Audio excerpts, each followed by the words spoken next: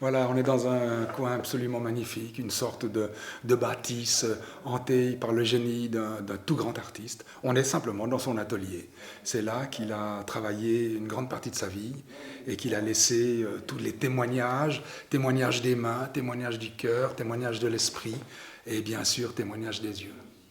On est dans l'atelier de plâtre de Werner et on a ici, à ma droite, tous les camarades qui remontent à des âges très anciens. Et ben tiens, là, on reconnaît qui? Vous le voyez, c'est Podalides de la Comédie Française. Voilà, il est immortel, il est dans cette bâtisse maintenant pour le reste de l'éternité. Alors ça, c'est un masque qu'a fait Werner suite à un texte que je voulais jouer, qui s'appelle Pablo Zani à l'école. C'est un texte de Lise Martin. Et c'est l'histoire d'un petit garçon de 11 ans qui raconte l'école. Et Werner donc, a fait ce masque qui est l'incarnation du petit garçon quand on le porte. Moi, je vois, tout d'un coup, je deviens quelqu'un d'autre. Enfin bon, c'est ça aussi le jeu du masque. C'est parce qu'on a du plaisir à jouer avec, mais aussi tout d'un coup, on ressent des choses, peut-être... Moi, je me suis inspiré un peu de mon enfance quand j'ai joué ça. Et j'ai joué pour des adultes, pour des enfants. Et une fois, je l'ai joué dans un théâtre à Orly où il y avait 200 enfants. Et à la fin, donc je salue avec le masque. Puis après, je me retourne, j'enlève le masque.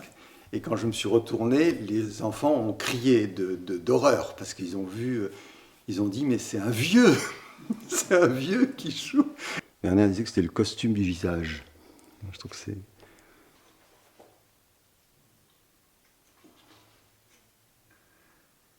Donc ce sont une partie des masques qui seront à l'exposition, puisqu'il y aura d'autres masques qui viendront du MUDAC de Lausanne et de collectionneurs privés en Suisse, ainsi que des masques en fil qui sont également ici. Donc là, il y a différents spectacles. Il y a aussi des masques qui n'ont pas joué, par exemple le spectre dans Hamlet, il y a les masques d'Alceste d'Euripide, il y a le masque de la guerre dans la paix, il y a les masques de l'Édipe de Sophocle, de On ne badine pas avec l'amour, de la tempête de Shakespeare, de Mozart, de encore Shakespeare et Brecht et Molière.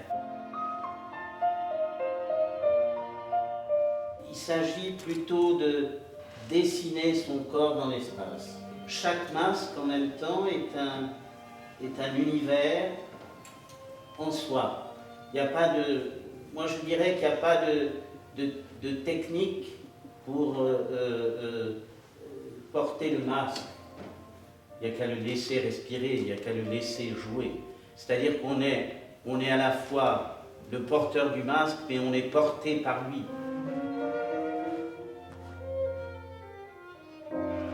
Il y a cet extraordinaire privilège de pouvoir regarder son personnage. On peut l'appeler personnage, on peut l'appeler aussi personne, qu'on va incarner, à l'intérieur duquel on va entrer, qui est cette fameuse peau du personnage. Et bien, pour finir, elle vous est donnée.